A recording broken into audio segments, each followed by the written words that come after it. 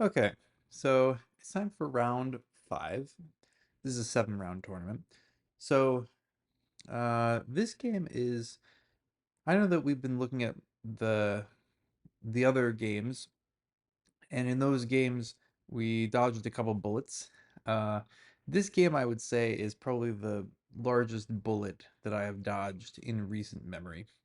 So let's take a look at it.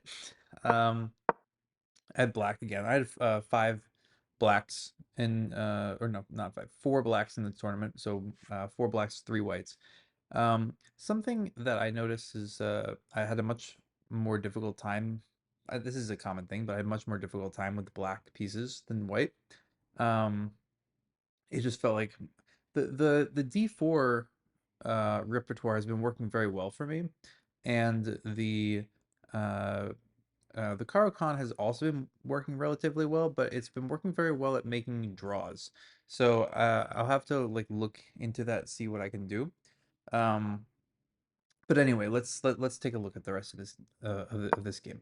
So D4, we have another exchange, and so this movie six, right? So after the first exchange Caro-Kann, I was showing a friend uh, the game.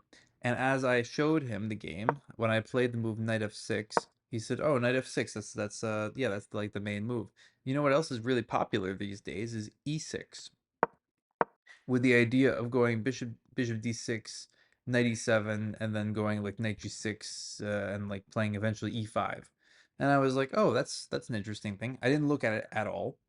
And then I sit down at this game and I get the exchange Caro-Kann, and at this time, I hadn't looked at the line with where my first round game where I played knight f6, and then the thing with like bishop g4, queen d7, bishop d6, takes, and then where they go like she went rook ae and then knight e5, and I got that like what I thought was a worse position. Turns out it was better position. So here's the thing: like if I look at that game, then I probably understand the position much better in later rounds in the tournament.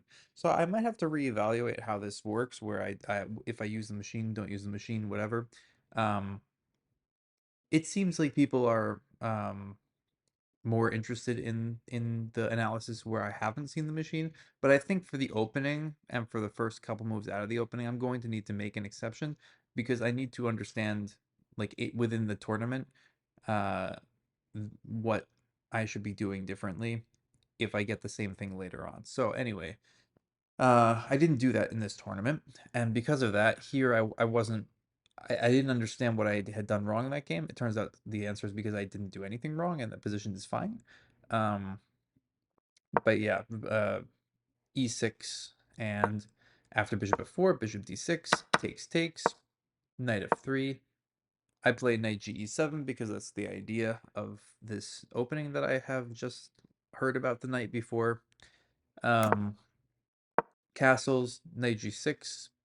Maybe not necessary to play this move because I'm not really. I shouldn't be playing e5 yet. Um, Rook e1, castles, knight d2, and now I think probably the worst move I have played in a recent chess game. Uh, I can't remember playing a worse move. Like just positionally, tactically, like just everything about this move is just it's so wrong. I play e5. So e5 blunders for like five different reasons. For the first one the first reason it loses that I see on my turn after playing the move is bishop takes g6, and I just don't have enough pieces supporting e5. So you can take on g6 and then take on e5, and uh, that's probably very strong.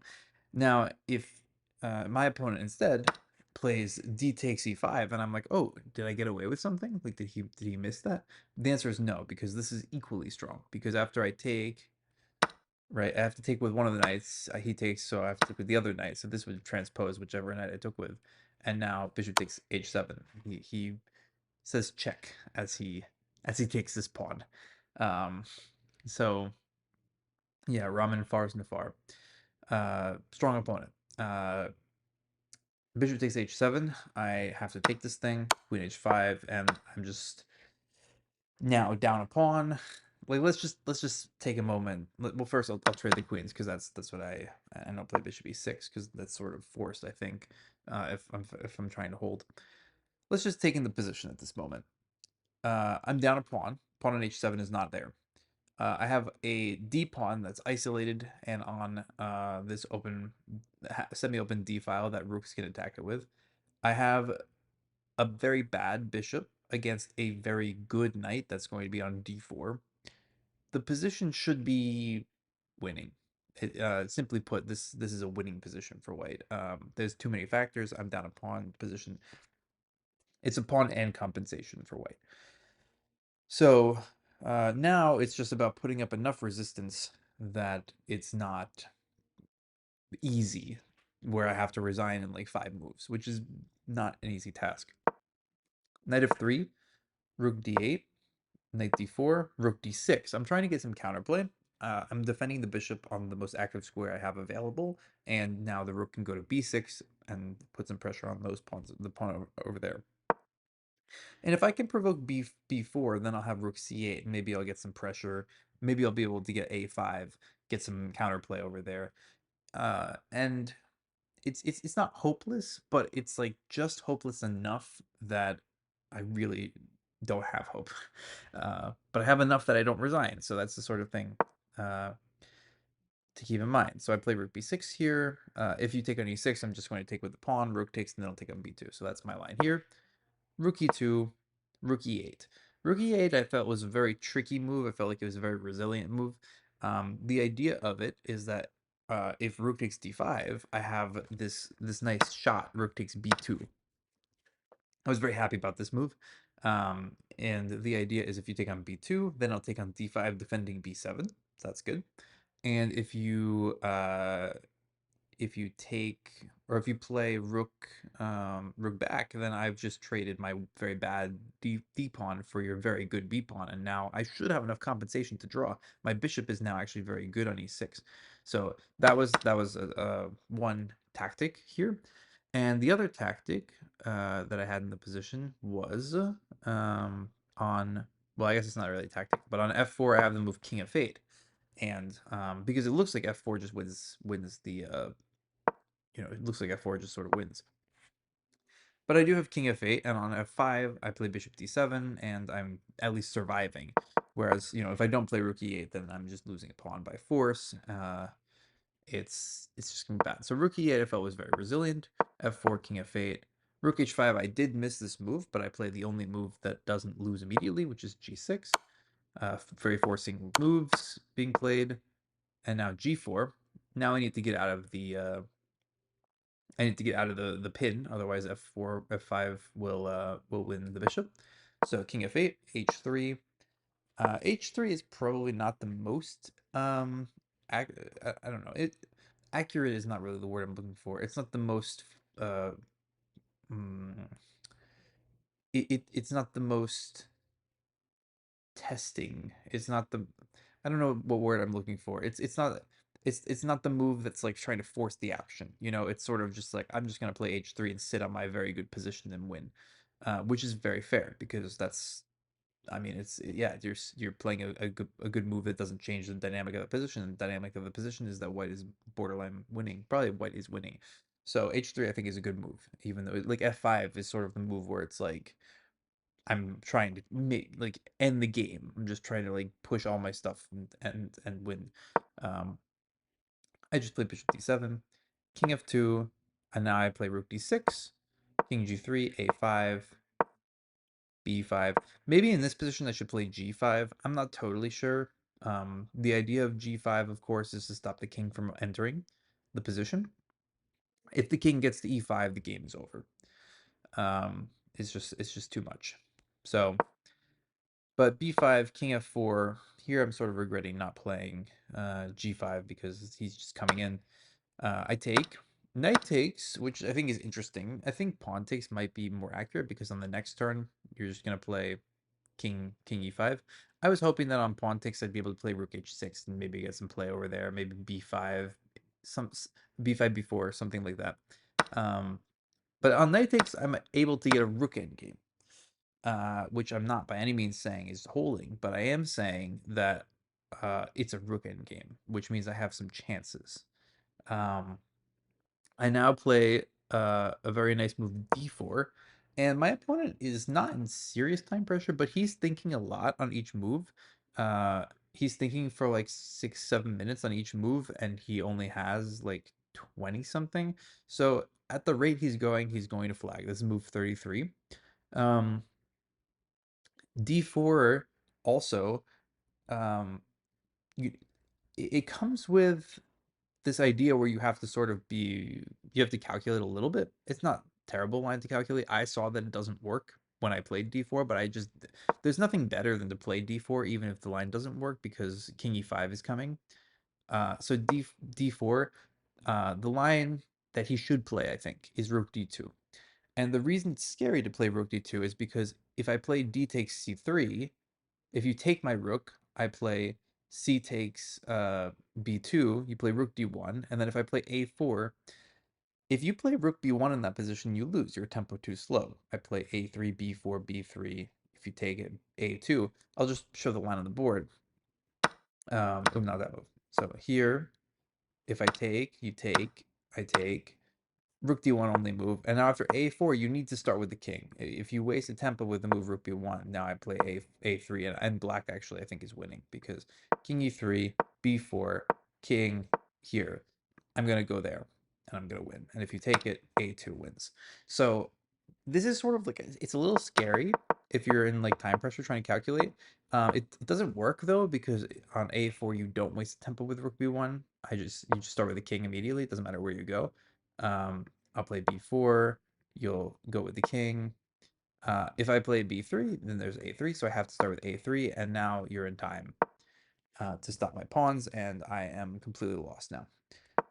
So on rook d2, I was actually just going to go over here, and then on like takes here, but this is lost. I mean, I knew that this was lost, but I had nothing better to do than d4, I think.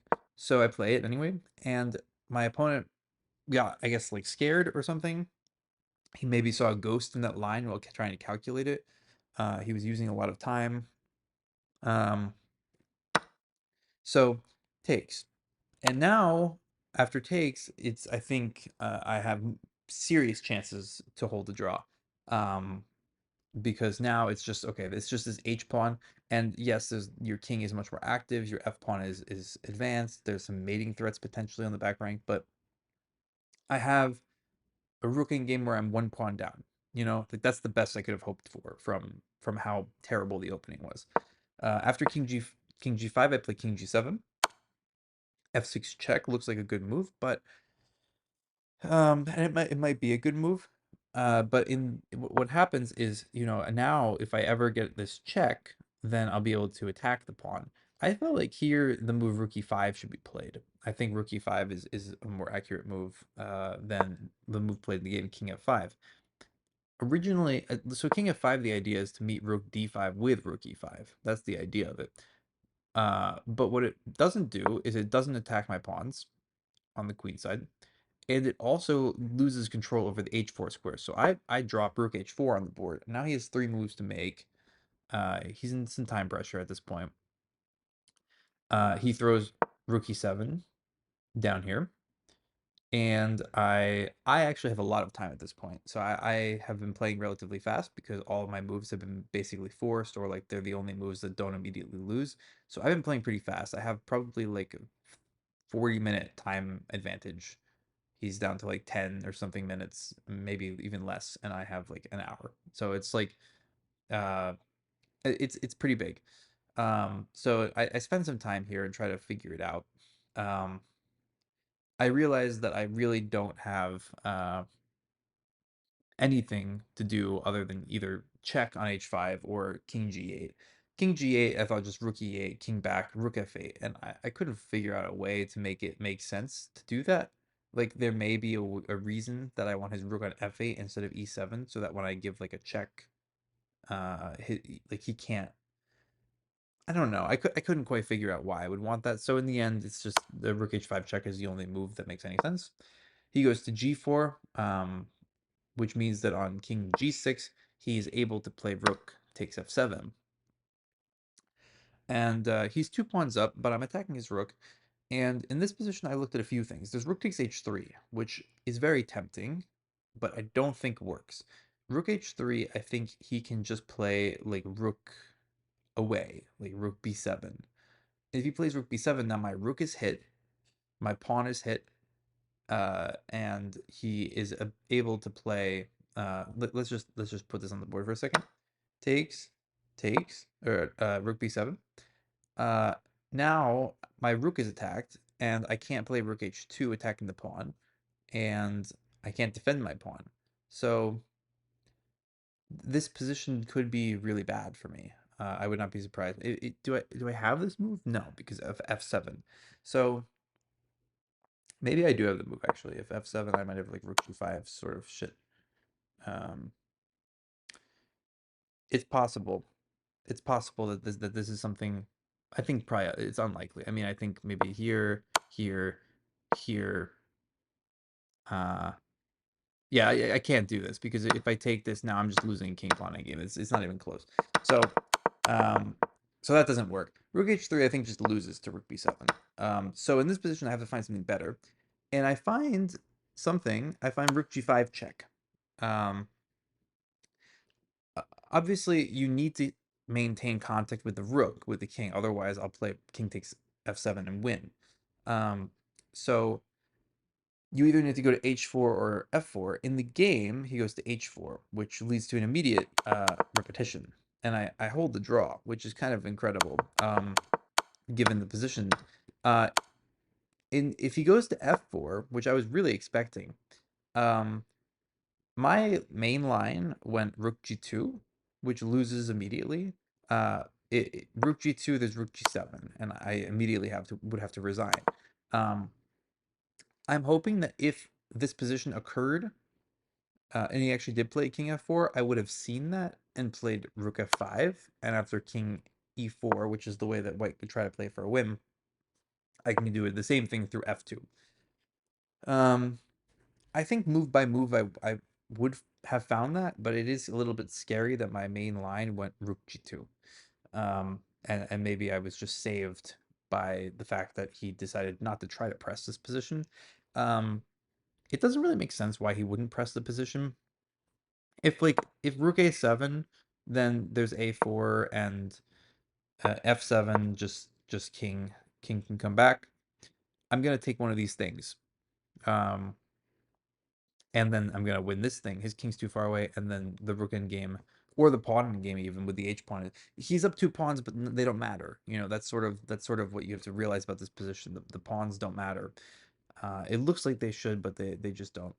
And in the end, yeah, it was just we just make a draw like this, and I get out of there without, I mean, unscathed. It's incredible. Um, so let's take a look at this with the computer. I'm sure that it's just losing the whole way through. So I'm not really expecting anything crazy.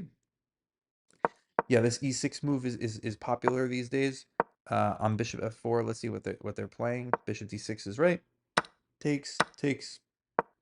Knight f3. Knight ge7. Castles. Yeah, here I should just start with castling or even the move f6. But knight g6 has only been played in one game, and white won after rook e1. Um, which was what was played. Let's see how long we stay with this game. We don't at all because castles. Oh, this transposes actually. Knight d2, and then in both games, bishop d7 was played. Bishop d7 makes a lot of sense. It is the move in the position that connects the rooks. I can then play rook a e8 and play for e5. Instead, I play the worst move, and now it's just terrible. I can't believe that I played this move. It blunders so many different things. It's really bad. He takes it, which is the best line. It's even better than bishop takes g6, which is the move I was sort of expecting would win. Um, takes, bishop h7, a check. We get this position, and it's +2, almost +3. So that's the position that we have out of the opening on move 17. Uh, Pretty terrible. We get knight f3. Let's see. I play, I think, pretty good defensive moves. We don't have to spend too much time on this because, yeah, g6 only move not to immediately lose. It's not important to spend too much time on this just because the position is totally lost. But I am defending very well. I'm playing pretty much the best moves each time. Rook d6 is I think a good try. A5, b5. Yeah, so should I play g5 here? Or is g5 just going to be like knight f3? No, or just h4. Yeah, okay, so b5 is fine. It's just all lost anyway. Takes, knight takes. Yeah, bishop takes f5. Uh, d4. Yeah, rook d2. Rook d2 is important. I guess king e5 is also possible. I was going to play d3 there, but I guess it's fine. But now after c takes, now we're getting sort of more into the realm of maybe this is drawn, which is sort of what I was thinking in the game. Um, King goes to g5, king g7 is important, and after f6, I'm actually holding. I'm fully holding this now. This Rukin game is now drawn, which is pretty amazing actually. F6 feels like it's interesting. You wouldn't. I guess I did sort of feel like it was not accurate. That's why I played king g7 because I wanted to try to provoke f6. Um, but I wasn't thinking that it would just be like a clean draw. After king f5, rook h4 is a drawing move. There's many drawing moves at this point though. Rook e7, I have to play. Yeah, I guess king g8 we would also transpose. It doesn't really make a difference where the rook is, but a check. The king goes to g4, king g6. What's funny, I mean, this makes sense because I'm about to take on f6, but it's really funny that like now white is sort of the one who has to like play some moves. Like rook takes f7, I think is sort of important. Otherwise, I might be able to play. And then yeah, it's important not to play rook takes h3 is still drawing, but it's like white's better. Rook b7, rook h2, rook takes b5, king takes f6. I guess this is within the realm of a draw, but I thought after a4 this is not easy. Here, king. Oh, b3. I have to play b3 to not allow a check and taking on a4. Um, what is the drawing mechanism here? Do I just like if I do this is rook takes a5. So I need to rook h8. I see. So if rook takes it here, then I would just have rook b8 on the b8 square because I'm rook back to b5. I can take it, and the king pawn endgame is it's kind of scary, but I guess it's holding. Rook b5, rook takes b5 takes. Yeah, I guess it's not even that close, really. Not even close. Okay. So that's the drawing mechanism. But what if you try bringing the king? Just king d6, king, king, king, rook check here, and then rook a8, and it's just holding. It's just barely holding, but it is. So rook takes h3 also would have been a draw, but not as comfortable. And yeah, in this position, rook g5 check, and king h4, and we just repeat. If he had tried at some point to go king f4, very important to go to f5 with a check first, and after here, rook f2, which I saw the idea. I just was going to go to g2. Um, of course, I saw that rook f5 check was an option, but I didn't understand what the difference was. I hopefully would have again. Um, but yeah, okay. So then rook a7, a5. All of this it's just a draw. Like the whole thing is just very easily drawing actually at this point. Because I just have so much counterplay on the queen side, and he can't win my queen side pawns. So I'm going, and this thing is falling. This thing is really just isolated and alone over there. So the white position even being 2 pawns up is actually not better at all. So yeah, that was a sort of miraculous hold. Um, very happy to hold this game.